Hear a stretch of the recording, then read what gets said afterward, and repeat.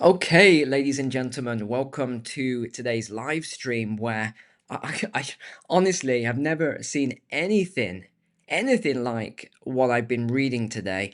And you probably see I'm super tired just from reading all of these logs today that I'm going to share with you.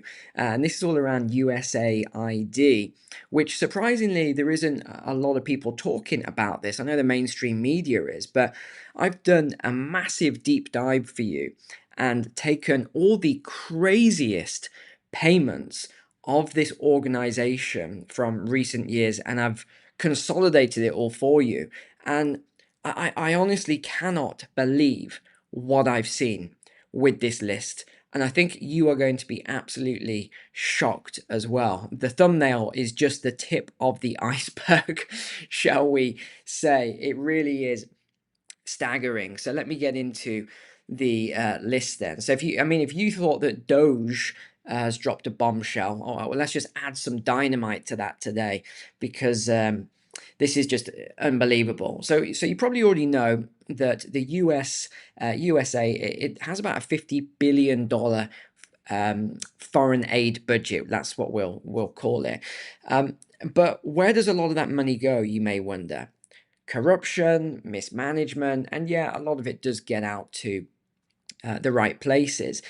But a lot of it is corruption. We're going to go through this now. And as always, you just got to follow the money. And that's what I've done. I've followed the money. And you just got to start looking at the organization as well. Let me see if I can show you something here, actually. I'll show you a couple of things. So number one then, before we go through the list, we're still getting massive left lean on YouTube. So I typed in USAID or USAID, if you want to say that. And first one is CNN. We get this one, which is more right wing, if we want to use left and right terminology. But then everything else is all about how Musk and Trump are dictators. Look at this. This is how dictators are made, etc. And it's just very, I mean, I went through 3 pages and it's all left leaning. So I think YouTube has still got a lot of work to do if it thinks it's central. And so I went through all the spending then. I want to show you this in a moment. Went through all the spending and I started looking at a lot of these payments. And I also had to do the usual and find out, well, who was the head? And I say was because the organization looks to have been closed now. We'll talk about that. But it's this lady here. And look at the irony of this on this World Economic Forum. Power, because that's her name, Samantha Power. And then you have, of course, the United Nations. It's always the same ones, Atlantic Council, etc. It's always the same organizations every time that these people seem to be a part of. Why? That is the question I think we know. Oh, by the way, if you haven't subscribed to my newsletter, you'll see it below in the pinned comment or the description. Definitely get that newsletter. We've got about 11,000, I think it's 10,500 people have already signed up for it now. So definitely get into that newsletter. That's just in the last 2 weeks. So definitely get in there. Okay, so let's get into the craziest payments now then. And I think you're going to be amazed by a lot of these. Okay, so this is what you've probably seen on the mainstream media. I'll just cover a couple of them, which you may have already seen. 40 to $50 billion a year. This is taxpayer money. So this is your money, if you're American, goes to these things. 1.2 billion of that is undisclosed. So it's not public record. There's only a couple of people that know where this money goes to. Firstly, why? Why is that even the case? We're not exactly sure. Here we go. 45 million to DEI scholarships in Burma. 520 million for consultant-driven ESG investments in Africa. 2.5 million to DEI in Serbia. $70,000 on an Irish DEI musical. 47,000 on transgender operas in Colombia. 32,000 on a trans comic book in Peru. 20 million US dollars for a Sesame Street in Iraq. This is not a joke, by the way. This you can actually see this online. There's images and stuff of it. They actually built a Sesame Street in Iraq. Why? Don't ask me, I have absolutely no idea. $56 million to boost tourism in Egypt and Tunisia. Again, why? There's no case study for it. We don't know. $40 million to build schools in Jordan. Well, hold on. How about sorting out the schools in the US first, you may ask? Um, by the way, yes, if you are highly liberal, you're not going to enjoy this video. You probably want to click off because we're going to get into the funding behind this and who approved it in a moment and why there is so much upset by a certain group.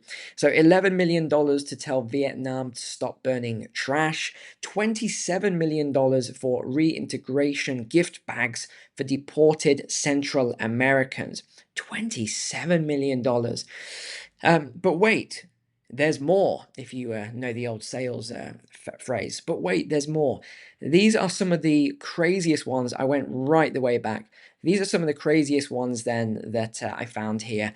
Number one, $27 million to teach Moroccans how to make pottery.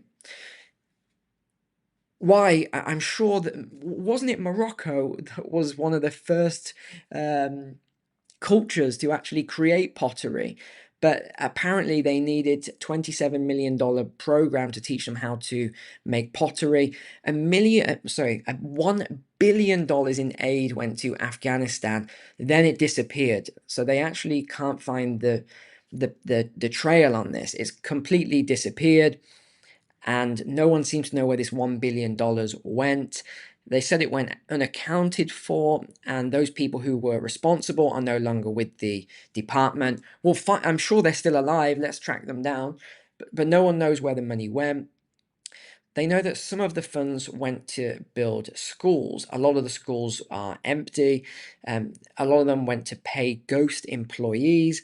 And a lot of the funds even ended up in the hands of the Taliban. So this is all confirmed. 1.4 billion US dollars in cash was sent to Iran. Now, this is weird. Get ready for this one. In the middle of the night, this is a bit of an older one. This is 2016. The Obama administration sent $1.4 billion in pallets of cash. So this wasn't a wire transfer. This was pallets of cash to Iran as part of a controversial deal. Critics argue it funded Iran's military expansion and proxy wars in the Middle East, while supporters claimed it was part of a nuclear agreement settlement that could only be done in cash, according to Obama himself. Right, sure, okay. $48 million on a failed crocodile conservation program in the Philippines. The result then, the crocodile population barely increased. It was one of the most expensive failures of the organization. I mean, why the Philippines needed more crocodiles, I don't know. I mean, who knows? But here's my favorite one. This is number 5 here. $43 million to build a gas station in Afghanistan. Yes, this was just one gas station that they had a comparable contractor in the US say that it was, and he said, and I quote, a like-for-like gas station would cost somewhere in the region of $500,000 or less for them to build. So this gas station in Afghanistan was abandoned, it was never used, and the money disappeared. Of course, wink, wink. $3.6 million on an Egyptian reality TV show. This was, again, the same organization. It was called El Mashrow, the project. It flopped and did nothing for Egypt's economy. Questions were asked how this idea came up in the first place. This is a funny one. The person asking the question was quickly fired for having an obvious racist agenda behind his questions. Yeah, of course. Of course, that was the reason. Don't ask questions in these sort of organizations if you want to keep your job. $15 million was spent on a program, again in the Philippines, to teach young people how to put on socks. The initiative was intended to improve hygiene and teach Filipinos about personal hygiene. Because that's not offensive at all, is it? $12 million for gender equality in Jordan's military. Again, the USAID allocated $12 million to teach gender equality because they felt that Jordan's military was too conservative conservative, and concerns were raised about the male-dominated environment. Really? Jordan's military was a male-dominated environment. You don't say. I can't believe that. What's the world coming to, hey, when the military is male-dominated? $6 million on a Colombian circus program. The goal was to keep kids away from crime. But again, why was the US funding this? We don't know. $22 million, this is a weird one, to fight global warming on Mars. No, this is not a joke. This was $22 million for climate change resilience for Mars. You can look this up, all of these. This is all legitimate. Now, this is where it gets a little bit interesting as well. So I went into the sort of section on the different countries that had received the aid, and we get all sorts of things here. There's a lot of conflicts. So there was a lot of aid that was provided to countries that oppose American interests or have anti-American agendas. So Pakistan was one country, and the concerns are they don't know where a lot of the money went, and there's claims that a lot of it went to terrorists. They gave billions to both Palestinian organizations and Israeli organizations. And again, the organization has been accused of filtering some of the money to Hamas. Aid was also sent to Israel's adversaries, including Egypt and Jordan. That's again the Jordan military. None of this makes any sense unless you know. We'll get on to that. And this just goes on and on, ladies and gents. I won't go over every last detail, but you sort of get the idea here. And then we get into who actually supports this. And we have supporters versus oppositions. So Republicans then are highly skeptical of the organization, arguing that taxpayer money should stay in the United States. Democrats are highly supportive of it, claiming this aid helps global stability, diplomacy, and creating a more equitable future for all. We've heard that before, the whole equitable future business. So is it any wonder then that we've got, let me show you what's going on. Okay. So is it any wonder that we've got all of these sort of things going on, where you've just got these sort of Democrat senators in absolute uproar. Through a concerted campaign of harassment and intimidation of its employees. This is on top of Trump's freeze of crucial foreign assistance programs. This goes on and on for a long time, but you get the idea. You've got all these people here. Now, they were saying it was this huge protest. Really? I mean, what's that? 40 people? That was this huge protest outside of the organization. If that's a huge protest, I mean, I don't know if that's genuinely a huge protest then. But then the media just seems to be dominating this, and they talk a lot of nonsense. Let's just say that. We obviously have the Jen here, the previous, what was she, the press secretary at one point, just talks absolute nonsense. We also had this 97% of political contributions from the USAID employees went to Democrats. So just under $1,000 went to Trump, $241,000 went to Kamala Harris. Now, if I go back into my notes here, we'll continue on with all of this. We also have the Clinton Foundation. Yes, of course, they are wrapped in this as well. And again, you can find all the information that I found. You can go through the documents. So in 2010, this is a much older one. They managed $4.4 billion for Haiti under the Clinton Foundation here. And again, they've been trying to find out where the money went, and there isn't really a good record of where it went. They said a lot of it was cash payments. So how on earth you do cash payments of $4.4 billion? I can't tell you, because I have no idea. That's a serious amount of money. If you try to visualize $4.4 billion, I don't even know how many pallets and how many cargo planes that would entail to bring that sort of money in. But it disappeared anyway, or it was spent. we also had, okay, now this is where it gets, we'll get into the more sort of what's happening right now. So this was the federal procurement data showed that USAID employees approved over $6 million in contracts on Friday just gone. This was 1.2 million to a consultancy firm, $600,000 for International Center of Language Studies, and $100,000 for foreign awardees. Now, the reason this is so crucial right now is because if you remember, President Trump put a freeze on all payments, and he made it a criminal offense for any payments to go out. So this is why there's all this sort of uproar and saying, oh, well, it was an illegal thing in the first place, and Trump should never have said it. And, it's all this sort of back and forth.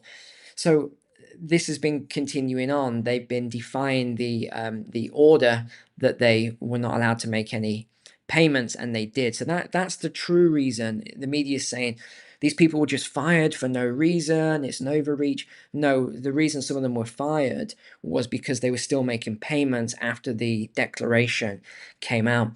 And of course, you've also got the usual billionaires. You've got George Soros, you've got Bill Gates, said that, and you can find all the logs as well. They sought funds from Samantha Power at USAID. Why, though? If they're billionaires, why were they seeking all of these funds? It doesn't really make any sense. We've also got as well, this has just been happening today, the highest ranking person in the Treasury, this is David Lebrack. He just resigned rather than comply with President Trump's order to audit the Treasury Department. And this is because there's trillions of dollars a year that's been going out, and he refused and has resigned. Why on earth would you do that if you're in such a high ranking position like that? Another thing that's happened today is the Trump admin is looking into these employees, and there's a lot of them who have been holding second jobs whilst being work from home. Now, this is obviously, if you can't do this. You're not allowed to do this as a federal, you're not allowed to do it as an employee in general, but as a federal employee, you cannot hold a second job. So there's apparently thousands of these people, federal employees, who have been holding second jobs, thousands of them. And you've got to be pretty stupid. Let's be honest. If you're doing this as a federal employee with Trump about to come back into power, because isn't it obvious? They're just going to look at your bank statement. It's the first thing I would do if I'm Neil. Please investigate this. Yeah, okay. I'm going to look at their bank statements, and I'm going to say, hold on, what's this other payment coming in every single month here? They've got their federal payment coming in. Who's this from? Whose company's this? I'm going to call them up. Hey, why I've got a warrant here, whatever. Why are you making this payment to this person? Oh, he works for us. Really? Really? Okay. So there's going to be criminal convictions, talking about even prison sentences as well. So he's not messing around. The first presidency, I think, the whole I'm going to drain the swamp. And I thought, is he going to drain the swamp? We'll see. Did he drain the swamp? No, not really. This time, he's not messing about. I actually spent all day, probably about 5 or 6 hours yesterday making a tariffs video for you on what's going to happen with the tariffs. But obviously, Canada just folded like a wet paper bag.